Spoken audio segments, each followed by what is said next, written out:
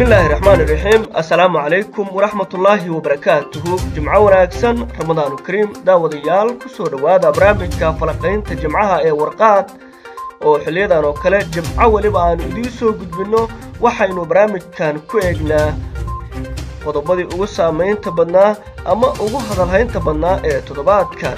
waxaynu idinkugu haynaa oo aynu ku falaqay doonaa jimcahan barnaamijka maxaad ka og tahay qodobada aan horey loo shaacin qaybta weyn ka waxyaabaha Kenya qoonsatay ee xiriirkii kala dhaxay Soomaaliya ee u jartay ilaa 4 arrimood oo ay qayb ka tahay awoodda ciidamada danab oo Kenya ay ka cabsi qabto ayaynu barnaamijkeena kugu haynaa haddii uu alleedmo Somaliland waxay shaacisay bilowga xiriir cusub oo dhaxmaray iyaga iyo dawladda Kenya kadib markii uu xumaaday xiriirka xukuumadda Nairobi kala dhaxay Soomaaliya qodobada kale maanta oo jimcaha barnaamijkan idinku soo qaadi doono waxa kamid ah madaxweynaha dawladda federaalka mudane Maxamed Cabdullaahi Farmaajo oo safar degdeg ah ugu ambabaxay wadanka Koonfur Afrika wuxuu yahay ujeedka safarkaasi waa daawo doontaan haddii uu alleedmo ee u diyaar garooba falaqaynta jimcaha mar kale wacano wanaagsan waa 24ka bisha shanaad ee May sanada 2019 daawade waan kugu soo dhaweynayaa warqaad haddii aad nagu cusub tahay subscribe channelkan oo waliba ka mid noqo saaxiibada ugu horeeya ee hela xogta aynu halkan soo gelino intaynu u gudagelin barnaamijka falaqaynta jimcaha madaxweynaha dawladda federaalka Soomaaliya mudane Maxamed Cabdullaahi Farmaajo ayaa goor hore oo maanta waxa uu ka ambabaxay magaalada Muqdisho isagoo ku sii jeeda wadanka Koonfur Afrika madaxweyne Farmaajo oo ay weheliyeen xubno ka tirsan golaha wasiirada iyo mas'uuliyiin kale oo qayb ka ah dawladda federaalka ayaa u dhoofay Koonfur Afrika iyadoo safarka madaxweynuhu uu ahaa mid horay aan loo sii shaacin mas'uuliyiin dhowr ah oo isugu jira wasiiro iyo xildhibaano ayaa sii sagootiyay madaxweynaha iyadoo warbaahinta uu sheegay ujeedka socdaalka madaxweynaha agaasimaha dhanka warfaafinta ee madaxtooyada Soomaaliya بسم الله الرحمن الرحيم مدحوينها جمهورية فدرالك الصومالية مدن محمد عبد الله فرماجو iyo wafdi uu hogaaminayo ayaa goor dhow ka ambabaxay magaalada Muqdisho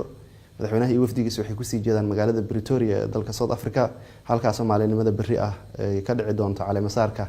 madaxweynaha la doortay ee Koonfur Afrika mudane Cyril Ramaphosa sidaan ognahay Soomaaliya waxay kaalin mug leh ka qaadatay la dagaalankii midowga kala sooc ee dalka South Africa labada dalna waxay lahaayeen xiriir taariikhi oo soo jireen waxaan rajaynaynaa ka qaybgalka cali masaarkan iyo kulamada uu la qaadan doono madaxda dalkaasi inay noqoto mid sii dardargelisa xiriirka ka dhaxeeya labada dal madaxweynaha waxaa safarkan ku wehliya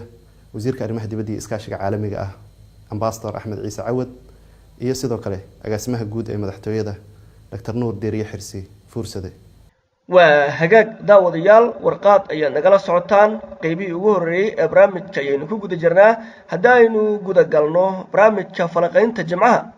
toddobaadkan xiisada ugu badan oo ay hadal haysay warbaahinta caalamka iyo tan gudaha Soomaaliya waxay ahayd xiisadii ka dhaxlatay Soomaaliya iyo Kenya tani oo marar badan soo laalaabatay ha yeeshee tallaabadii ugu la yaabka badneed toddobaadkan gudihiisa ayay ku dhaqaaqday Kenya ka gadaal markii mas'uuliyiin ka tirsan labada gole ee dawladda federaalka ka soo celisay garoonka Jomo Kenyatta ee magaalada Nairobi taas oo mar kale gaawiyaha u jartay xiisadii labada dawladood ka dhaxaysay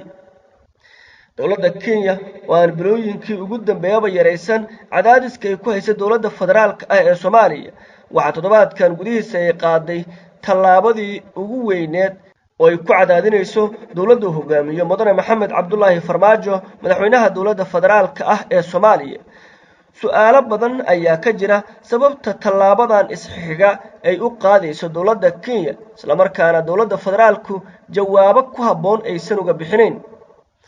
warbaahinta gudaha Kenya iyana siyaabo kala duwan ayay arrintan uga hadleen iyagoo qaarkood soo qaatay tusaalooyin suurto gali kara cadaadiska la yaab kale ee Kenya dawladda federaalka ku hayso sheekooyinka ugu xiisaha badan ee saacadii la soo dhaafay ama maanta ay timinayso warbaahinta Kenya waxa kamid ah in sababta ka dambaysa cadaadiska xukuumadda Nairobi ay ku hayso dawladda federaalka Soomaaliya ay qayb ka tahay dhismaha ciidamada danab oo markaas ay ka cabsi qabto inay cudud ballaaran yeeshaan wargeyska lagu magacaabo The Standard ee ka soo baxa magaalada Nairobi ee dalka Kenya ayaa sheeko dheer oo ka qoray xiriirka mugdiga galay ee labada dawladood waxa uu ciwaan uga dhigay muxuu yahay saska Kenya ay ka qabto Soomaaliya. sheekadan ayaa lagu soo hadal qaaday in xukuumadda Nairobi walaac weyn ay ka qabto deyn cafinta loo sameeyo dalka Soomaaliya. booqashadii taliyaha ciidamada Africom ee Mareykanku ku tagay Soomaaliya, dhismaha ciidamada danab ee la soo baxaya awood ay ka cabsi qabta Kenya, kulankii ra'iisul wasaare Khayre uu la yeeshay madaxda sare ee ka socotay Bangiga Adduunka, hay'adda IMF iyo mas'uuliyiin sare oo ka tirsan dawladda Mareykanka. arrimahani oo dhan ayay walaac ka muujisay dawladda Kenya, waxaanay u aragtay Soomaaliya inay si degdeg ah ku soo kabanayso isla markaana tani ay dib u dhacyada ku keeni karto sida ay aaminsan tahay. wargeyska ayaa sheegay in lacagaha deyn ahaan looga cafinayo Soomaaliya ay gaarayaan 5 bilyan oo dollar. warbixinta ayaa lagu xusay in Kenya aad ay ula yaaban tahay sababta dalkan ka soo kabanayo colaadaha sukeeye sidaan oo dhan loo siinayo muhiimad gaar ah. waxay u aragtaa Kenya talaabadan mid caalamku ku doonayo si degdeg ah cagaheeda inay isugu taagto Soomaaliya, tani oo ay ka walaacsan tahay in iyada caqabad ku noqon doonto. wargeyska oo tusaalooyin dhowr u soo qaatay sababaha Kenya ay walaaca badan uga qabto arrimaha Soomaaliya ka sokow kiiska badda, waxa uu dhinaca kale wargeyska Daily Nation ee isna ka soo baxa magaalada Nairobi qaybta kartoonka ama sawirka uu ku soo bandhigay sawir loo ekeysiyay madaxweynayaasha labada dawladood ee Soomaaliya iyo Kenya, Maxamed Cabdullaahi Farmaajo iyo Uhuru Kenyatta. sawirka u muuqanaya madaxweynaha Kenya ayaa loo xiray qamiis iyo cimaamad,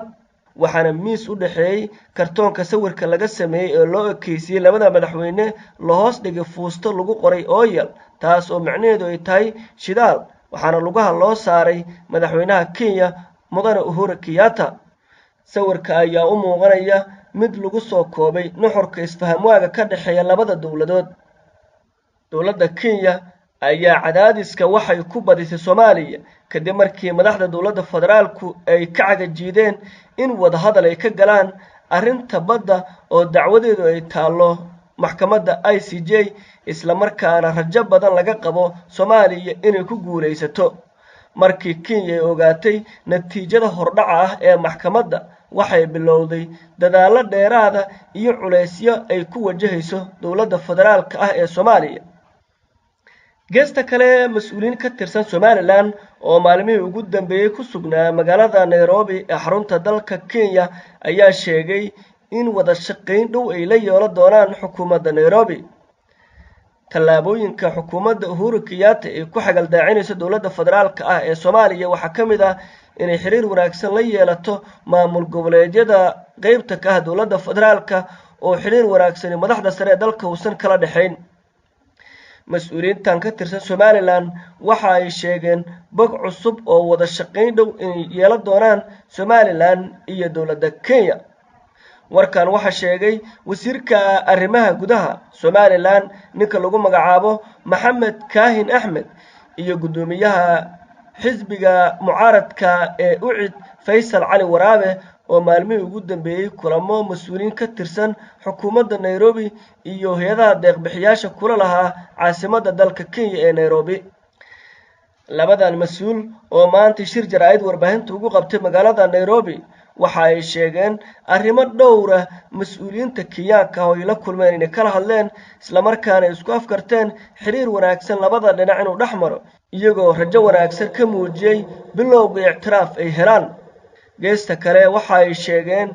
in hay'adaha deeq-bixiyaasha ee fadhigoodu yahay magaalada Nairobi iyana kulamo ay la qaateen kuwaas oo arrimo muhiim ah deegaanada Somaliland ay kala hadleen. muddo waxaanu halkan ku joognay wafdi ka socda labada xusbi ee UCID iyo kulmiye, mas'uuliyiin ka tirsan ayaanu halkan ku joognay. ujeeddada socdaalka iyaga waxa uu ahaa inaannu halkan aanu la kulanno ururada iyo dawladaha bulshada caalamka international community-ga gaar ahaan dalalka reer Yurub iyo Mareykanka iyo inaan xidhiidhadeeda kor u sii qaadno dowladda Somaliland iyo dowladda Kenya.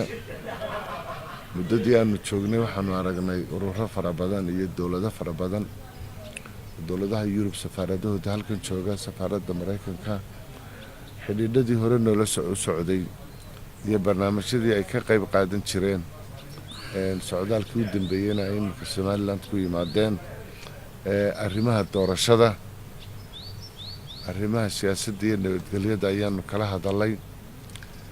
xidhiidho hore u socday bay ahaayeen. si fiican baanu meel isula dhignay. takale waxa weeye inaanu qadiyada Somaliland maadaama geeska ku jirno, geeska ku naalo, geeskan ay ka socoto hadda dynamics ka socdaan,